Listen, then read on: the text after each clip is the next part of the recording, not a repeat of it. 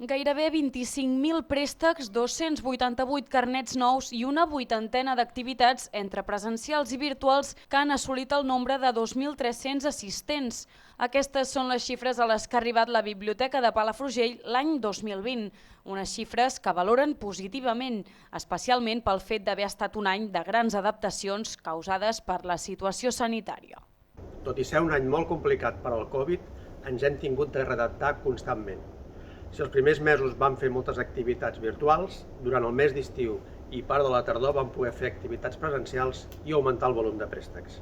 Sens dubte, l'any 2020 ha estat un any complicat que ha obligat a tothom a buscar noves alternatives per seguir oferint el millor servei. En el cas de la Biblioteca de Palafrugell, s'han prioritzat les activitats virtuals, s'ha intensificat l'atenció telefònica o via correu electrònic i s'ha creat un nou sistema de lots de lectura. A més, s'ha impulsat un nou espai a l'aire lliure per fer activitats, el pati de la biblioteca, que ha estat molt ben acceptat pel públic i per les entitats que l'han utilitzat. Els mesos posteriors al tancament es va apostar per les activitats virtuals i per la creació de lots de lectura temàtics o per edats que facilitaven el préstec sense que l'usuari hagués de manipular llibres ni passar molt temps al recinte.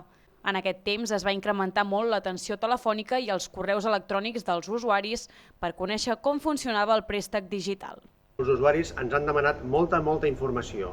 Hem donat informació sobre e-biblio i els llibres digitals, informació sobre autors i sobre premis literaris.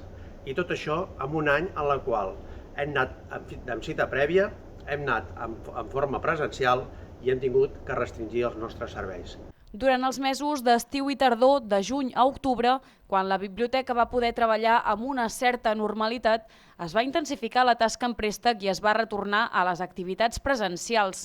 Des del mes de novembre, amb les restriccions marcades pel Departament de Salut, les activitats tornen a ser virtuals i l'aforament del 50%, amb una afluència regular de ciutadans que utilitzen els serveis, tant de préstec com de lectura i de sala d'estudi.